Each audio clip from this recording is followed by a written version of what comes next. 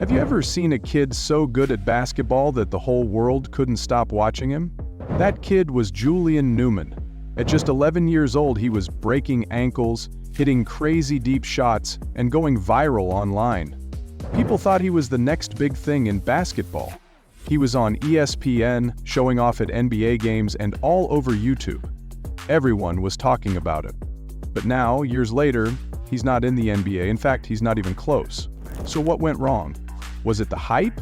Was he too focused on being famous? Or did something else get in the way? In this video, we'll go through the full story. How Julian rose to fame, what made people believe in him, how things changed, and what we can learn from it all.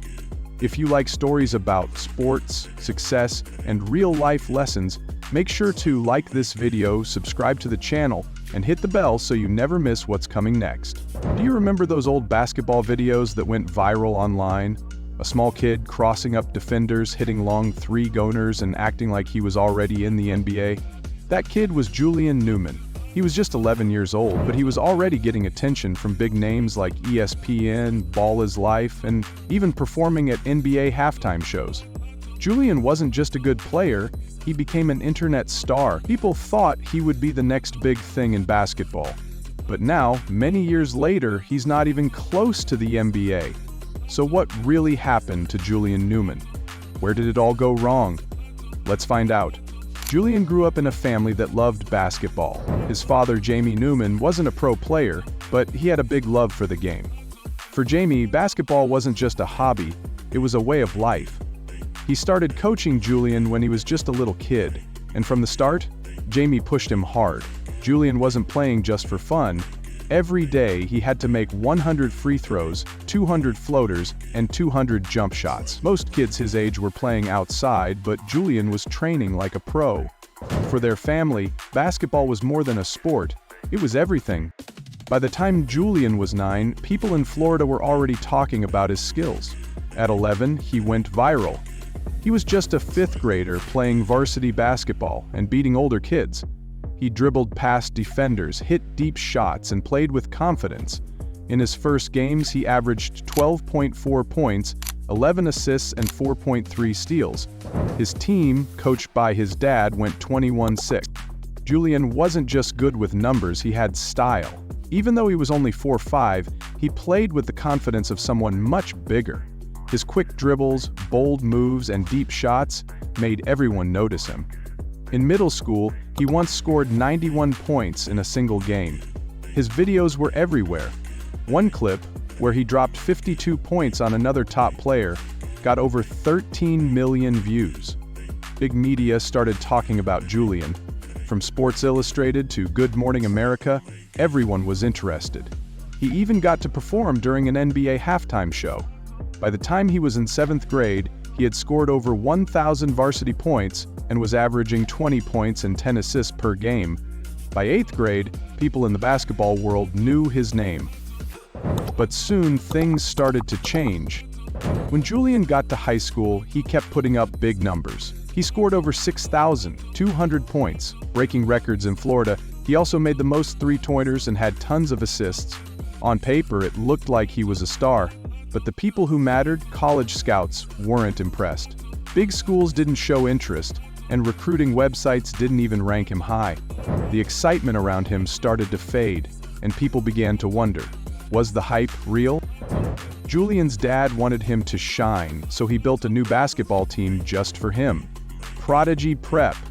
On this team, Julian could be the star and play the way he liked. He had full control. But there was one big problem. He wasn't playing against the best teams or toughest players. Without strong competition, it was hard for him to grow or prove he was ready for the next level. Then came the big test.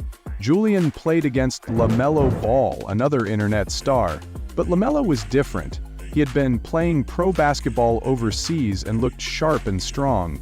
Julian tried his usual spin moves and deep shots, but they didn't work. LaMelo got a triple-double and made it all look easy. Julian couldn't keep up. Later, Julian's team, Prodigy Prep, played against IMG Academy, one of the best teams around. They lost by 60 points. Julian looked frustrated. His moves failed and his defense couldn't hold up. That's when people started to realize the hype was beginning to fall apart. Julian had become great at being viral, but he hadn't grown as a player. He had flashy handles and took wild shots, but he lacked efficiency and smart decision-making. His shot selection was poor and his shooting percentage was low. Despite being a good passer early on, his passing didn't evolve.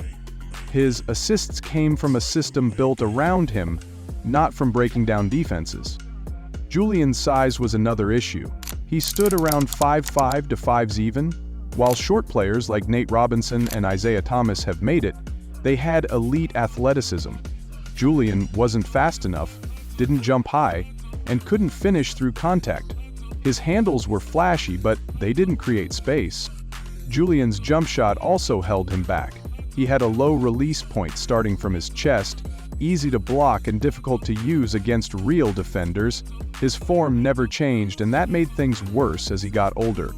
As his game plateaued, his behavior started to stand out. For the wrong reasons. There were fights, outbursts, and tension in the locker room. At one point, he threw a chair during a game. Coaches didn't see him as a leader. They saw someone with ego problems. That scared off college recruiters. College dreams fade. Despite all the talk of D1 offers, none came. Julian later said he didn't want to go to college and planned to go overseas instead. He mentioned countries like Germany, Italy, China, and even the G League. But none of those paths worked out. He spent time in Las Vegas, stayed active on social media, and teased a YouTube channel and show. But real basketball opportunities weren't coming. Finally, Julian got a chance to play college basketball. But it wasn't at a big school, it was at Bethesda University, not Duke, not a D1 school, not even NCAA affiliated. In his first 4 games, he averaged just 3 points per game. He shot 12% from the field, missed all his threes, and made only 33% of his free throws. His team lost by an average of 53 points per game, including one game where they lost by 69. Julian's college debut didn't just disappoint. It confirmed what many had suspected. The skills that made him a viral star never turned into real, effective basketball talent. Against true college athletes, even at a low level, was Julian Newman ever that good? As a kid, absolutely, he worked hard, believed in himself, and had a rare mix of confidence and skill for his age. But as the game grew, he didn't. The competition improved, but Julian stayed the same.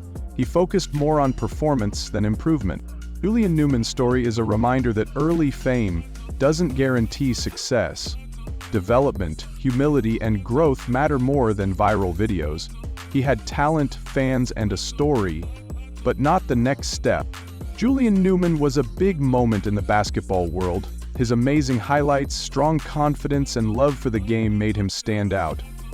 But in the end, his story teaches us something important. Being famous is not the same as getting better. Hype can take you far, but without real growth and hard work, it doesn't last. What do you think? Did you believe Julian would make it to the NBA? Or did you feel that it was all just hype from the start? We'd love to hear your thoughts in the comments below, and if you liked this story and want to see more about basketball stars and their journeys, both the big wins and tough lessons, don't forget to like this video, share it with a friend, and subscribe to the channel for more.